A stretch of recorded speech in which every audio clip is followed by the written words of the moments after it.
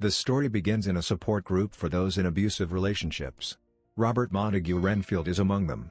He returns us to the beginning of his story. He was a lawyer who was about making a deal with a count that would considerably benefit Renfield's family. Dracula, the Prince of Darkness, was the count in question. After Renfield proved to be a good assistant, Dracula made him his familiar, giving him immortality and incredible strength and speed when he feeds bugs. Hunters appear from time to time to try to kill Dracula, but the Count tells Renfield that if Dracula is killed, he would be imprisoned for helping him. Renfield is seen destroying a salt ring that was sealing Dracula, allowing him to change into smoke and causing a priest to blow into chunks. Dracula runs after the other hunter but is exposed to sunlight, causing him to burn and engulfing him in flames until Renfield extinguishes the fire.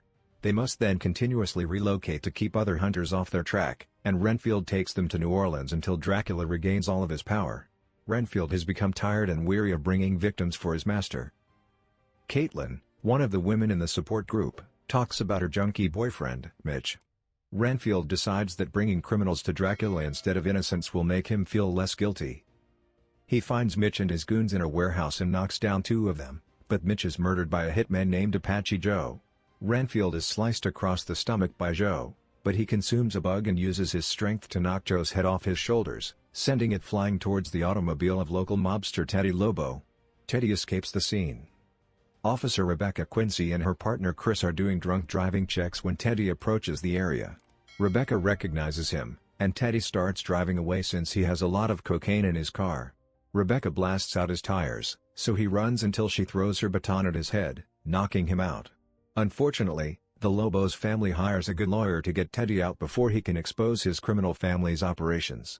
Rebecca has a personal connection to the case because the Lobos murdered her father, a decorated police captain. Her sister Kate works for the FBI and wants to bring the Lobos down, but she tells Rebecca that they must remain professional and not allow their wrath get the best of them. Renfield gives Mitch's friends and Joe's headless corpse to a very weak and decayed-looking Dracula, who rejects them because they are junkies. He demands Renfield send him innocents, such as nuns or cheerleaders. Dracula cuts Renfield where Joe cut him, nearly disemboweling him before giving him his blood, which contains healing capabilities. Teddy goes back to his mother, Bella, the Lobos gang boss. She warns Teddy that they must get rid of Rebecca before she can destroy their business.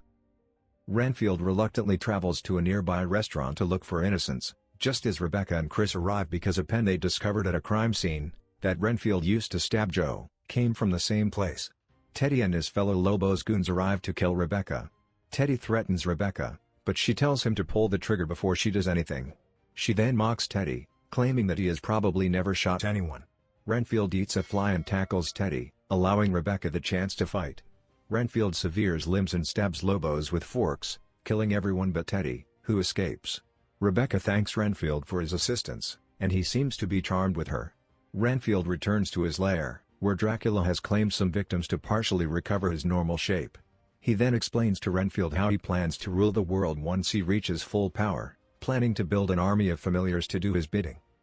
Renfield returns to the group session and discusses his relationship with Dracula, only referring to him as his boss.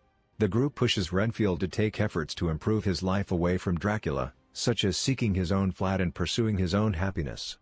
Rebecca brings all of the witnesses from the restaurant to testify, but she is aware that there are corrupt cops on the force who work for the Lobos, and that they have tampered with the evidence. Renfield arrives to deliver a testimonial, along with a gift of flowers for Rebecca. She then gives the bloody pen to Kate for processing as evidence. Bella orders Teddy and the other Lobos to pursue Renfield. They end up at Dracula's lair, where he eats everyone except Teddy. When he admits that he is there for Renfield, Dracula becomes outraged and believes that his assistants has betrayed him.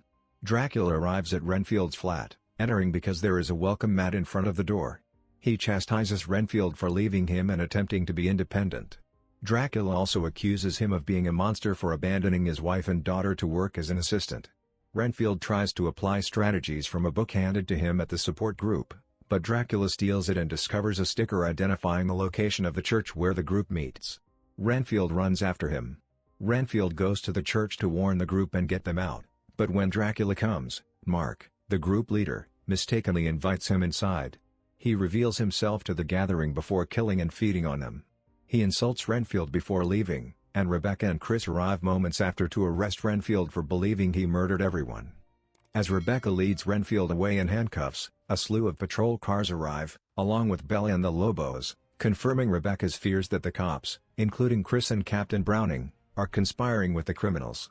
Browning attempts to persuade Rebecca to join them, but she fires a transformer to distract everyone and give herself a chance to escape with Renfield.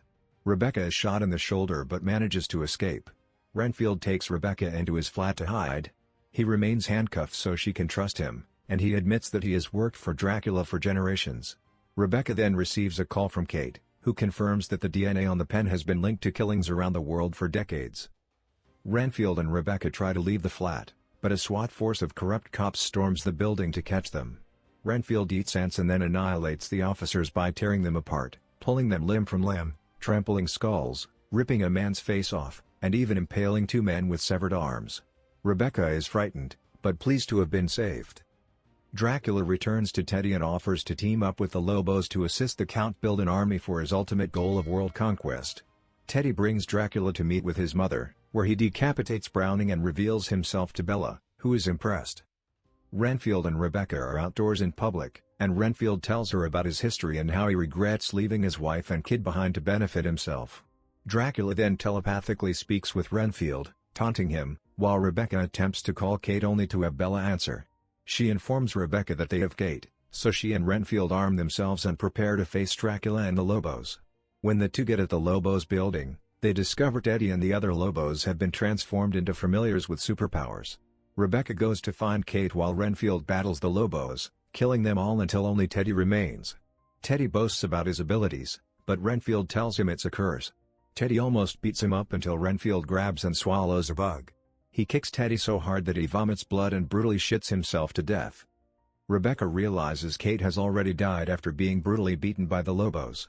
Dracula tries to persuade her to join him so he can use his blood to resurrect Kate. Renfield arrives to see, and while Rebecca looks to be willing to join in, she is really simply trying to open the blinds to expose Dracula to sunlight.